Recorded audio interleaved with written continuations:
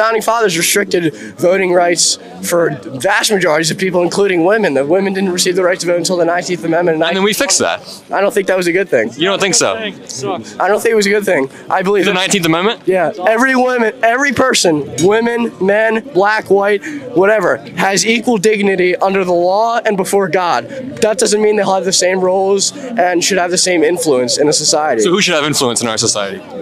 Christian leaders. White Christian men. Interesting. White Christian men. These racist idiots. If you have forgotten, since it's been a few years since he's been influencing large swaths of people, or I guess maybe not, he still influences them even out of power, even facing multiple indictments and crimes that he obviously committed, if you have any sort of brain, he's created racists. Maybe there were people with racist families. Racism had disappeared into the far reaches of our society. It was not allowed in polite society. You couldn't openly be racist, and thanks to Donald Trump, not only can you, it's seen as a virtue by the right. This is why, despite whatever other issues might be confusing people these days, you cannot vote for Donald Trump for president. It will be the end of America as we know it, as a liberal democracy, as a place where all people are free and equal and have equal rights. I mean, these fascist idiots, just on the heels of Donald Trump accidentally posting on his social media yet another racist, anti-Semitic, fascist thing. Former President Donald Trump posting, then removing, a video to his social media site Truth Social,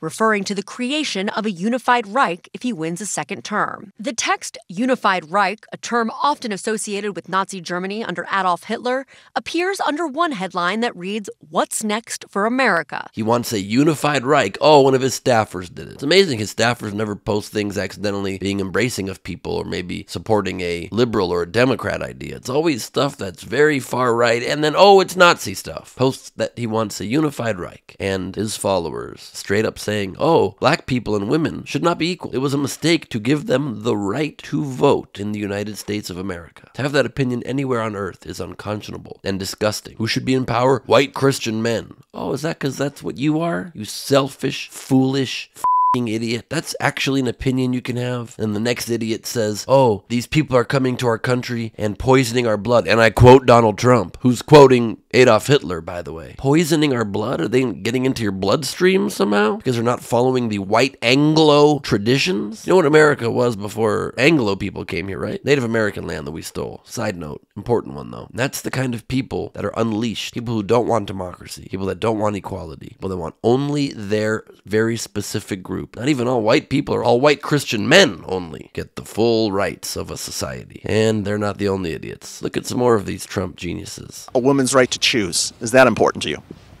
Yes. Donald Trump doesn't believe in a woman's right to choose.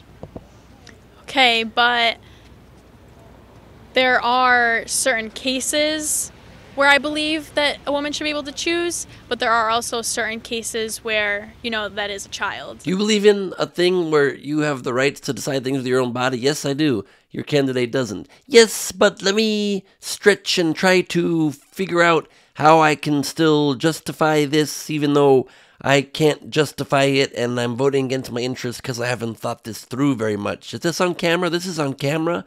Oops. There are a lot of people that think that we have to put restrictions in on the types of guns, the age that people can buy a gun, background checks and those sorts of things. Do you support that?